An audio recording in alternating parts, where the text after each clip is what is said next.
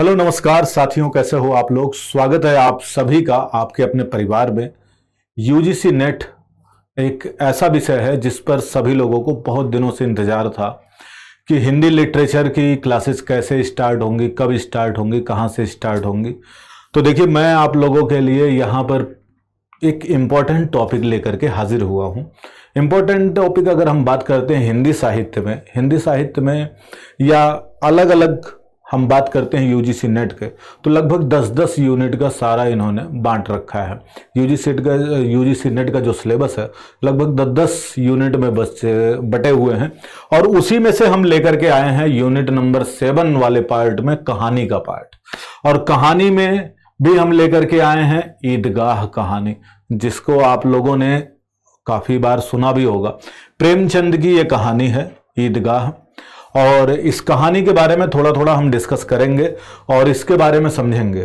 देखो कैसे प्रश्न आते हैं। देखो, प्रश्नों के अलग अलग तरीके होते हैं, अलग अलग प्रारूप होते हैं जो हमारे एग्जाम में पूछे जाते हैं, लेकिन उन प्रश्नों का उत्तर हम तभी दे पाएंगे जब हमें उसके बारे में पूर्ण रूप से जानकारी प्राप्त होगी।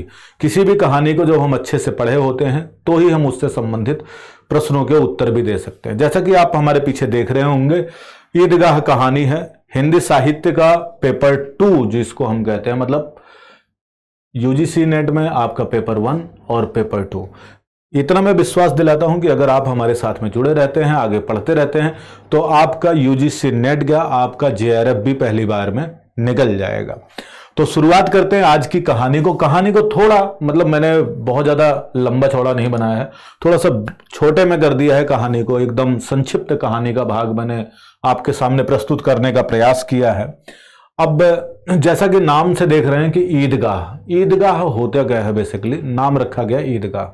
तो जो भी घटना होगी कहीं ना कहीं ईदगाह एक ऐसा प्लेस जहां पर जब रोजे खत्म हो जाते हैं, रोजे खत्म होने के बाद जितने भी मुस्लिम समुदाय के मानने वाले, उसमें आस्था रखने वाले व्यक्ति हैं, सभी जाकर के वहाँ पर अपनी नमाज अदा करते हैं, अपने ईश्वर से दुआ मांगते हैं। जो भी करते हैं ईश्वर से दुआ मांगते हैं अच्छी उम्र के लिए, स्वास्थ्य के लिए या अच्छी चीज़ों के लिए। और उसी संदर्भ में एक छोटा बच्चा है जिसका नाम है हामिद। और ये जो हम पढ़ रहे हैं ईदगाह कहानी, इसको अलग अलग नाम से आप छोटी छोटी क्लासेस में इनकी कहानियां पढ़ चुके होंगे। कहीं हामिद के चिमटा के नाम से कहानी मिल जाती है, कहीं हामिद का जो है व्यक्तित्व से कहानी मिल जाती है, या फिर प्रेमचंद ने जो इसका वास्तविक नाम दिया था वो क्या है, ईदगाह। तो इसी ईदगाह के बेस पर ये पूरी कहानी चलने वाली है।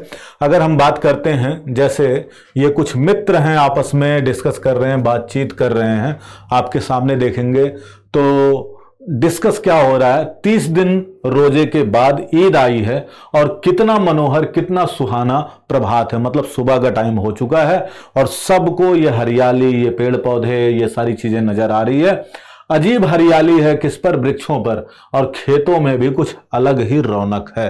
तो ये बच्चे आपस में डिस्कस कर रहे हैं, बातचीत कर रहे हैं उस सुबह को लेकर के, उस नई सुबह को लेकर के।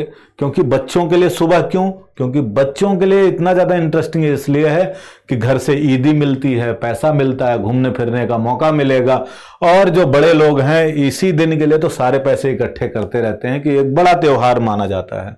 तो शुरुआत करते हैं ईदगाह कहानी के बारे में कि रमजान के पूरे 30 दिन रोजे के बाद ईद आई है और कितना मनोहर, कितना सुहावना प्रभात है। वृक्षों पर कुछ अजीब हरियाली है, खेतों में कुछ अजीब रौनक है और कुछ अजीब लालिमा है, कहीं कहीं पर लालिमा है। गांव में कितनी हलचल है, कितना प्यारा, कितना शीतल, मानो संसार को ईद की बधाई दे रहा हो। मतलब ये जो संसार है पूरा का पूरा, वो क्या कर रहा है, ईद की बधाई हमें दे रहा है। कह रहे हैं कि गांव में कितनी ही हलचल है, ईदगाह जाने की तैयारी हो रही है। चारों ओर सभी चाहते हैं कि भाई देखो, बड़े लोगों का अपना सपना होता है और छोटे बच्चों का अपना सपना होता है ईदगाह जाने का। किसी के कुर्ते में बटन नहीं है, पड़ोस के घर सुई तागा लेने के लिए दौड़े जा रहा है, और किसी के जूते जो है कड़े हो गए हैं, चमड़े के जूते, कई बार क्या होता है ठंड वगैरह से अकड़ जाते हैं, तो उनके उसको सही करने के लिए कोई तेल डलवाने के लिए तेली के घर भागा जा रहा है। जल्दी जल्दी बैलों को सानी पानी दे रहा है। ईदगाह से लौटते लौटते दोपहर हो जाएगी और 3 कोस पैदल का रास्ता है। यहां पर हम इनके साथ साथ में, कहानी पढ़ने के साथ साथ में, हम प्रेमचंद के द्वारा चुनिंदा शब्दों को भी देखेंगे कि कैसे शब्दों का इस्तेमाल हो रहा है। वैसे ये कहानी उर्दू में लिखी गई है, प्रेमचंद की ईदगाह, और आप देखेंगे कि यहां पर कई सारे शब्दों को जब हिंदी में हम देखते हैं तो हिंदी के शब्दों का इस्तेमाल किया गया है। वैसे ये कहानी उर्दू में देखेंगे तो कई कई शब्द आपको बदले हुए नजर आएंगे। यहां पर हम रचना शैली के बारे में अगर बात करते हैं प्रेमचंद का, तो ये एक तरीके से बाल मनोविज्ञान की कहानी कहलाती है। मतलब बालकों को ध्यान में रख करके उनके एज का जो बालक है, ये बालक लगभग 4 से 5 साल का बालक के रूप में इसको प्रदर्शित किया गया है इस कहानी में। तो बाल मनोविज्ञान की यह कहानी है जिसमें उसके अंदर क्या क्या जिज्ञासाएं हैं, क्या क्या उसके मनोभाव उभर रहे हैं, अपनी चीज को प्रूफ करने के लिए क्या क्या अपने दोस्तों के साथ में चैलेंजेस लेता है, उनके बारे में आगे हम पढ़ने वाले हैं। क्या कह रहे हैं, जल्दी जल्दी में बैलों को सानी पानी दे रहा है। ईदगाह से लौटते लौटते दोपहर हो जाएगी। 3 कोस का पैदल का रास्ता, फिर भी सैकड़ों आदमियों से मिलना, भेंट करना और दोपहर से पहले लौटना जो है असंभव हो जाएगा। लड़के सबसे ज्यादा प्रसन्न हैं। किसी ने एक रोजा रखा है तो वह भी दोपहर तक, मतलब रोजा भी रखा तो कितने तक, दोपहर तक। किसी ने वह भी नहीं, लेकिन ईदगाह जाने की खुशी उनके हिस्से की चीज है। रोजे बड़े बूढ़ों के लिए होंगे, इनके लिए तो ईद है। रोजे उनके लिए, लेकिन ईद बच्चों के लिए। रोज ईद का नाम रटते थे। अब जल्दी पड़ी है कि लोग ईदगाह क्यों नहीं चलते हैं। पहले तो कहते ईद आएगी सब लोग जाएंगे। अब लोग ईदगाह क्यों नहीं जाते? बच्चों के मन में यही आता है, जल्दी चले, मेला चले घूमने जाएं। तो वो क्या है, यहां पर पूछ रहे हैं, अब मन में सोच रहे हैं लोग क्यों नहीं जा रहे हैं जल्दी। इन्हें गृहस्थी की चिंताओं का क्या प्रयोजन है? वह सेवैयों के लिए दूध और शक्कर घर में है या नहीं है, इनकी बला से। मतलब ये बड़े लोग जाने, हमें इनसे मतलब नहीं है। बात कर रहे हैं ये तो सवैयां खाएंगे, वह क्या जाने कि अब्बा जान क्यों बदहवास चौधरी कायम अली के घर दौड़े जा रहे हैं। मतलब अब्बा जो है, पिताजी, वो चौधरी के घर जा रहे हैं, पैसा लेने जा रहे हैं या क्या कर रहे हैं। कह रहे हैं उन्हें क्या खबर कि चौधरी अगर आंखें आज बदल ले तो यह सारी ईद मुहर्रम हो जाएगी। मुहर्रम भी एक त्योहार है जिसमें मातम मनाया जाता है।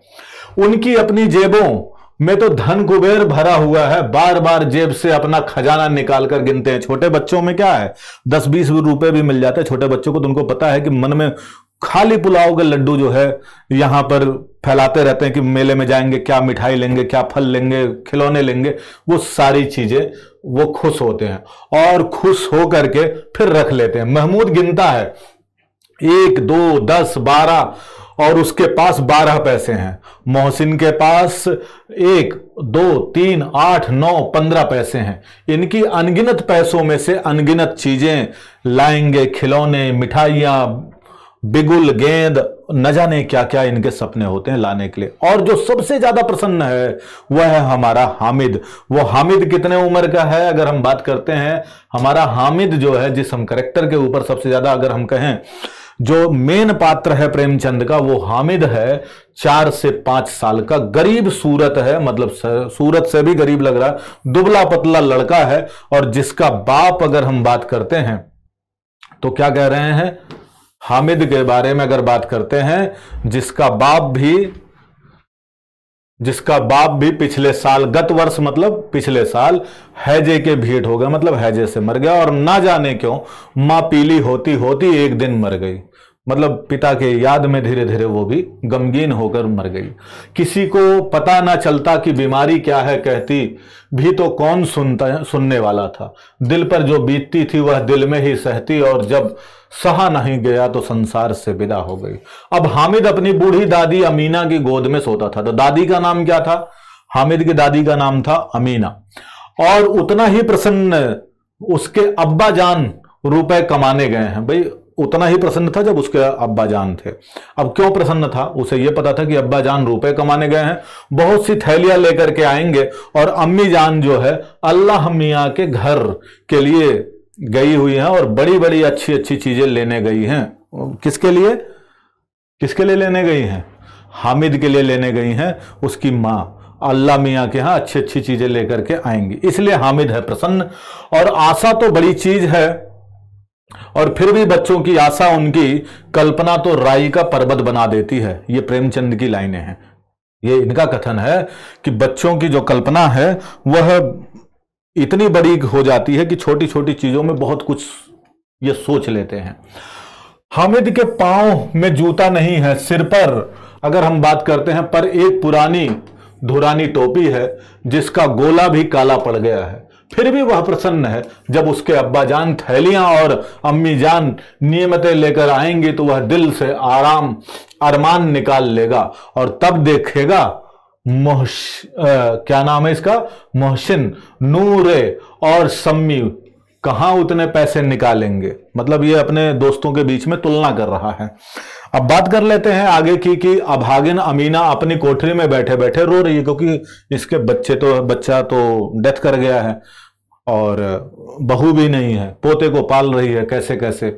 आज ईद का दिन है, उसके घर में दाना नहीं है। आज आबिद होता तो क्या इस तरह से ईद होती, और चली जाती है। इस अंधकार और निराशा में वह डूबी जा रही थी।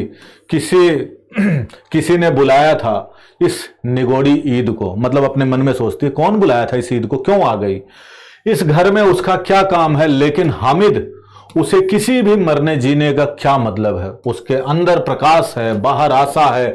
विपत्ति अपना सारा बदला लेकर के आए हामिद के आनंद भरी चितवन और उसका विध्वंस कर देगी।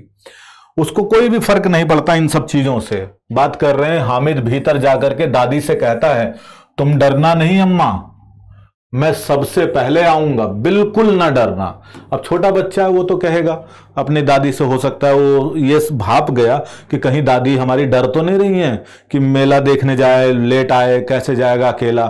तो वो कहता है अपनी दादी से, आप डरना मत, मैं जल्द ही आ जाऊंगा। अमीना का दिल कचोट रहा है। गांव के बच्चे अपने अपने अपने बाप के साथ जा रहे हैं। हामिद का बाप अमीना के सिवा और कौन है, मतलब माँ बाप दोनों अमीना ही है। उसे कैसे अकेले मेले जाने दे, उसे भीड़ भाड़ बच्चों से कहीं खो जाए तो क्या हो। नहीं, अमीना उसे यूं ना जाने देगी। नन्ही सी जान, 3 कोस चलेगा कैसे, पैरों में छाले पड़ जाएंगे, जूते भी तो नहीं है। वह थोड़ी थोड़ी दूर पर जाकर के गोद में ले लेती, लेकिन यहां सेवैयां कौन पकाएगा। वो जाती तो क्या है, थोड़ी देर पर गोद में ले लेती। पैसे होते तो लौटते सब सामग्री जमा करके छटपट बना लेती। यहां तो घंटों चीजें जमा करने में लगेंगे, क्योंकि उसको घर में सामान भी जमा करना है। मांगने का तो भरोसा, अगर बात करें मांगने का ही तो भरोसा ठहरा, मांग मांग करके लाएगी। उस दिन अगर बात करते हैं, फहीमन के कपड़े सिले थे, 8 आने पैसे मिले थे। उस अठन्नी को ईमान की तरह बचाती चली आई थी और इस ईद के लिए। लेकिन कल ग्वालन सिर पर सवार हो गई तो क्या करती। हामिद के लिए कुछ नहीं है तो 2 पैसे दूध का तो चाहिए ही। अब तो कुल 2 आने पैसे बच रहे हैं। 3 पैसे हामिद के जेब में और 5 अमीना के बटुए में है। यही तो बिसात है और ईद का त्योहार। मांगने का तो भरोसा ठहरा। अब ये वाला पार्ट हमने थोड़ा सा कर लिया है और बात करते हैं अमीना के बटुए में जो सारी चीजें हमने यहां पर कर लिया था।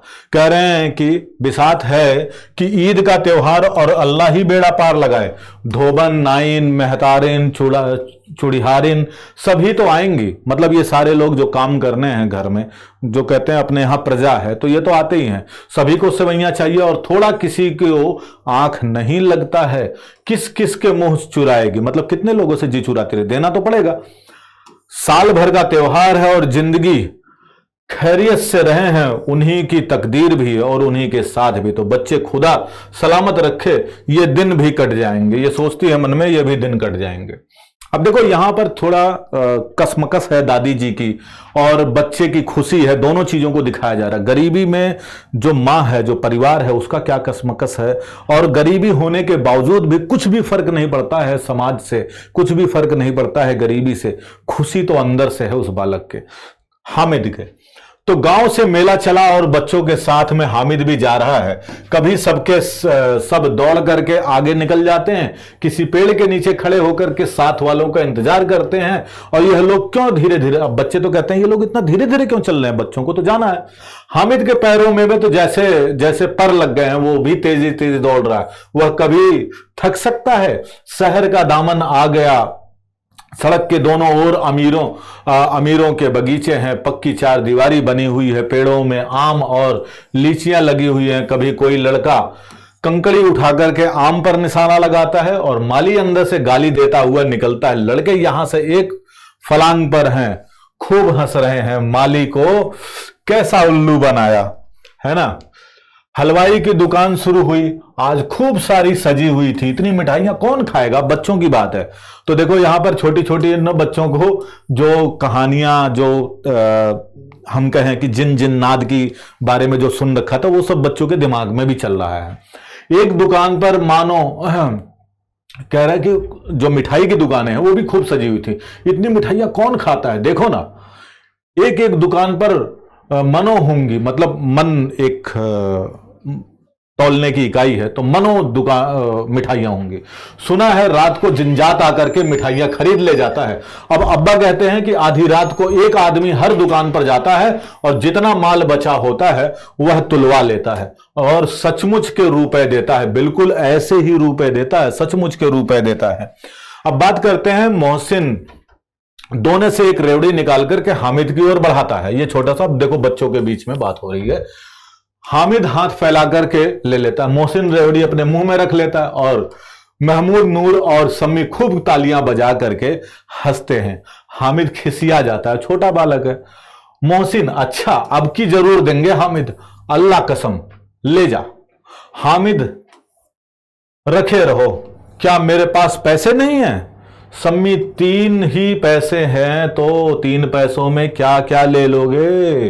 अब जैसे हामिद कहता है उसको, तो महमूद हमसे गुलाब जामुन ले जाओ।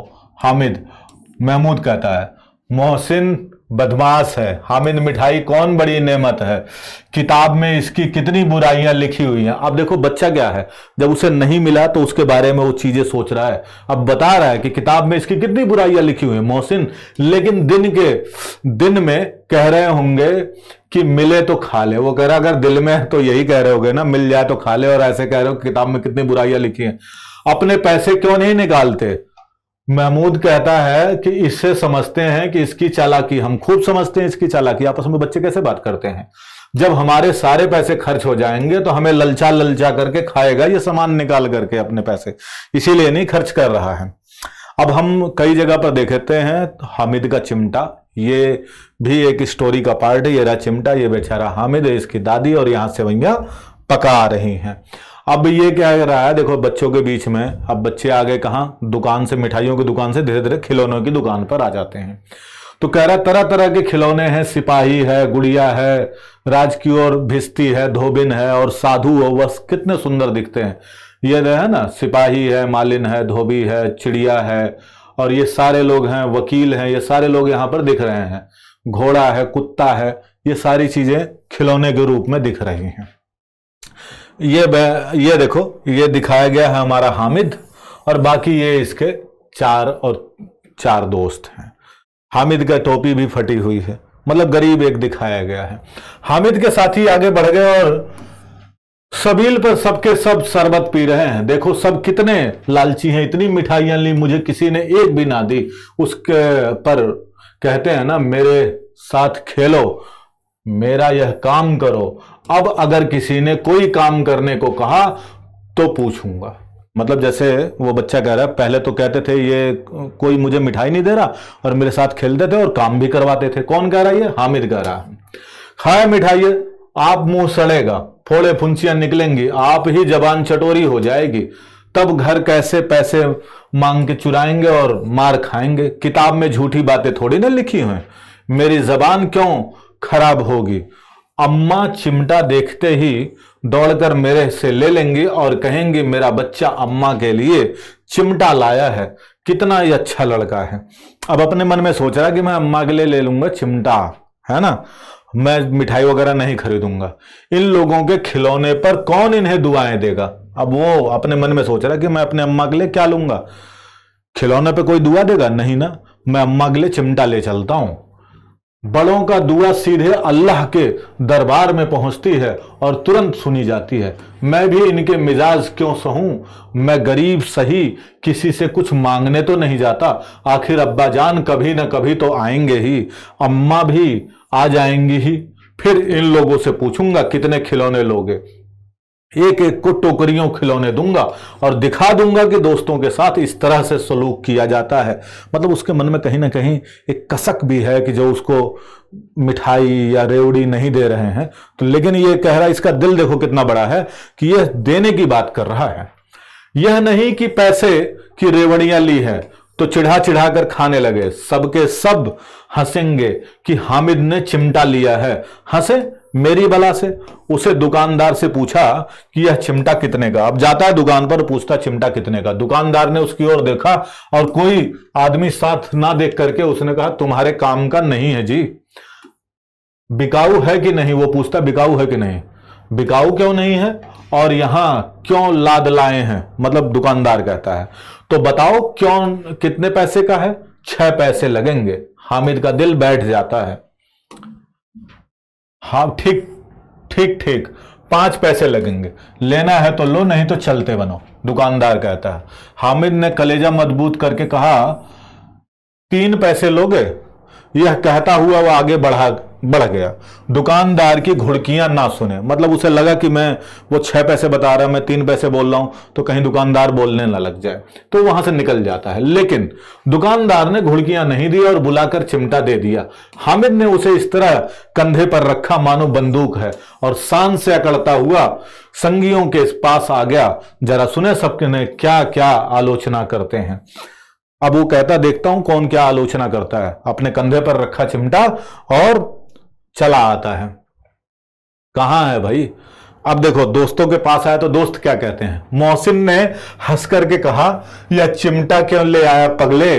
अब जो दोस्त है वो पूछ रहा है ये चिमटा क्यों ले आया? इसके हाथ में है चिमटा, ये हमारा कौन है? हामिद है। कहते क्यों ले आया ये चिमटा? मोहसिन ने हंस करके कहा चिमटा क्यों ले आया, इसे क्या करेगा? हामिद ने चिमटे को जमीन पर पटक कर कहा जरा अपनी भिस्ती जमीन पर गिरा दो, उसके हाथ में ना पसलियां चूर चूर हो जाएंगी, नहीं बचेंगे। महमूद बोला तो यह चिमटा कोई खिलौना है?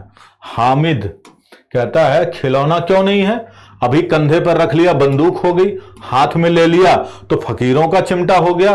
चाहूं तो इसे मजीरे का काम ले सकता हूं, मजीरे के तो रूप में भी बजा सकता हूं। एक चिमटा जमा दूं तो तुम लोगों के सारे खिलौने की जान निकल जाए और तुम्हारे खिलौने कितना ही जोर लगाएंगे, मेरे चिमटे का बाल भी बांका नहीं कर सकते। मेरा बहादुर शेर है चिमटा। अब बच्चे जैसे बात कर रहे उसके बारे में। सम्मी ने खजरी ली और प्रभावित होकर के बोला मेरी खजरी से बदलोगे? 2 आने की है। हामिद ने खजरी की ओर उपेक्षा से देखा। मेरा चिमटा चाहे तुम्हारी खजरी का पेट फाड़ डाले, बस एक चिमटे की झिल्ली लगा दी और डब डब बोलने लगी। जरा सा पानी लग जाए तो खत्म हो जाएगी। मेरा बहादुर चिमटा आग पानी और आंधी तूफान में बराबर डटा खड़ा रहेगा। अब देखो बच्चे के पास कितनी अकल आ गई, अपनी चीजों को बताने के लिए कितनी सारी चीजें इसके पास आ गई। चिमटे ने सभी को मोहित कर लिया। अब पैसे किसके पास धरे हैं, फिर मेले से दूर निकल आए हैं। 9 कब के बज गए, धूप तेज हो गई, घर पहुंचने की जल्दी हो रही थी। बाप रे बाप से जिद कर भी करें तो चिमटा नहीं मिल सकता। हामिद है बड़ा चालाक, इसलिए बदमाश ने अपने पैसे बचा रखे थे। अब चिमटा ले लिया। अब सबको अफसोस हो रहा कि हम लोगों ने तो मिठाई उठाई खा ली और हामिद ने ले लिया चिमटा। मोहसिन ने एड़ी चोटी का जोर लगा करके कहा अच्छा पानी तो नहीं भर सकता। हामिद ने चिमटे को सीधा खड़ा करके कहा भिस्ती को एक डांट बताया तो दौड़ता हुआ पानी लाकर आएगा और द्वार पर छिड़कने लगेगा। मोहसिन परस्त हो गया, पर महमूद ने कुमुक पहुंचाई और अगर बच्चा क्या कह रहा, अगर बचा पकड़ जाए तो अदालत में बधे बधे फिरोगे, तब तो वकील साहब के पैरों में पड़ोगे। हामिद इस पर प्रबल तर्क और जवाब ना दे सका और उसने पूछा हमें पकड़ने कौन आएगा, हमें कौन पकड़ने आएगा। ये रहा अपने कंधे पर उठाया चिमटा, ये सारे इसके दोस्त हैं, कंधे पर उठा लिया चिमटा, अब चल दिया है धीरे धीरे घर की ओर। नूर ने अकड़ के कहा कि यह सिपाही बंदूक वाला। हामिद ने मुंह चिढ़ाकर कहा यह बेचारे हम बहादुर रास्ते में हिंद को पकड़ेंगे। अच्छा आओ अभी जरा कुश्ती हो जाए। मतलब जानते कौन से सिपाही की बात कर, सिपाही है वो जो बच्चे ने खिलौना ले रखा, उसी के बारे में बात चल रही है, रियल सिपाही के बारे में बात नहीं हो रही। इसकी सूरत देख के भाग जाएंगे, पकड़ेंगे क्या बेचारे।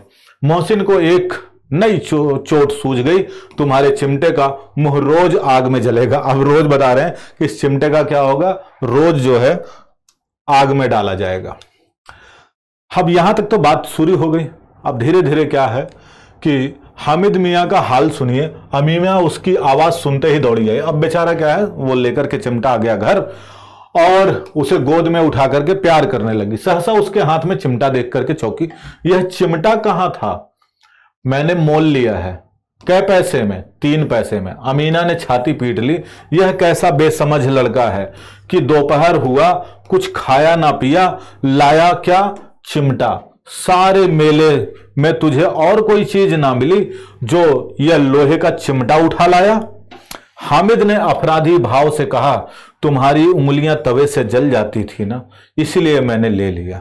अब दादी को अपने कह रहा है कि आपकी उंगलियां जो है हमेशा जब रोटियां बनाती थी तो आग में जल जाती थी, इसीलिए मैं क्या ले आया हूं, चिमटा ले आया हूं।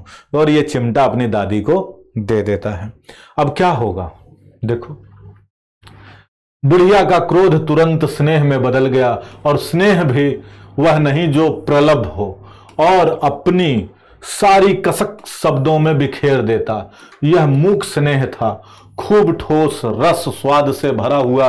बच्चे में कितना व्याग है, कितना सद्भाव है, कितना विवेक है। और होते तो खिलौने लेते, मिठाई लेते, मतलब और बच्चे होते तो खिलौने और मिठाई लेते। इसका मन कितना ललचाया होगा, कितना जब्त हुआ होगा, कैसे वहां भी इसे अपनी बुढ़िया दादी की याद बनी रही। अमीना का मन गदगद हो गया। अब देखो यहां पर एक क्या है, साइकोलॉजिकल यहां पर मनोभाव को दर्शाया गया है बच्चे के। एक छोटा बच्चा है लेकिन उसे अपने दादी की चिंता है। अब वो है एक बड़ी विचित्र बात बनी हुई कि हामिद इसके चिमटे से भी विचित्र है। बच्चे हामिद ने बूढ़े हामिद का पार्ट खेला था, मतलब एक छोटा बालक होकर के बूढ़ों जैसा व्यवहार कर रहा है। बुढ़िया अमीना बालिका अमीना बन गई है। वह रोने लगी, दामन फैला करके हामिद को दुआएं देती जाती थी और आंसू की बड़ी बड़ी बूंदें गिराती जाती थी। हामिद इसका रहस्य क्या समझता है। अब देखिए यहां पर ये हमारी जो पूरी है कहानी ये हो जाती है कंप्लीट। इसमें हमने देखा इस कहानी में कि पात्र कौन है। मुख्य किरदार के रूप में कहानी में जैसे 6 तत्व होते हैं, जैसे नाटक में 6 तत्व होते हैं, वैसे अपने कहानियों में भी होते हैं। और इस कहानी के माध्यम से हमें एक बच्चे के मनोभाव को प्रदर्शित करने का प्रयास किया गया है। प्रेमचंद की ये जो कहानी है बड़ी ही साजीदगी के साथ में बालक के मनोभाव को प्रस्तुत किया गया है। मनोविश्लेषणात्मक ये कहानी है। कुछ लोगों का मानना है जितना चरित्र प्रेमचंद ने अपनी इस कहानी में उस हामिद को दिया है, शायद ही वो 4-5 साल का बालक ना हो, ये 6-7 साल के बालक के रूप में होना चाहिए। आलोचक इस बात को कहते हैं। लेकिन प्रेमचंद ने जितनी खूबसूरती से शब्दों को और उसके साथ के मित्रों को दर्शाने का प्रयास किया है, या अगर हम बात करते हैं जो अमीना बेगम है, ये सोचती हैं कि बार बार मैं जाती रास्ते में तो गोद उठा लेती, तो वहां से कहीं ना कहीं पता चलता है कि बालक अभी छोटा है। तो अगर हम कहानी में देखते हैं तो मुख्य किरदार इनके 4 मित्र हैं। वो 4 मित्र, साथ में हामिद और इनकी मां बेगम, साथ में चौधरी की बात की गई है जो ब्याज पे या पैसे उधार देता है। तो इस कहानी में कौन कौन पात्र हैं, आपसे प्रश्न बनता है। कभी पात्र के बारे में पूछा जाता है, मुख्य किरदार के बारे में प्रश्न पूछा जाता है, किस मनोभाव से लिखी गई है, किस परिस्थिति और क्षेत्र से लिखी गई है, भाषा शैली कैसी होती। तो भाषा शैली उर्दू के शब्दों का ज्यादा इस्तेमाल किया गया, मतलब उर्दू में ही ये कहानी लिखी गई है। तो भाषा सरल है उर्दू के लिहाज से। अगर हिंदी में इसको देखें तो हम कह सकते हैं भाषा हमारे सामाजिक परिवेश से जुड़ती हुई प्रतीत होती है, बालक के मनोनुकूल है, उनके मानव स्तर या यूं कहें कि विवेक के स्तर के अनुसार है।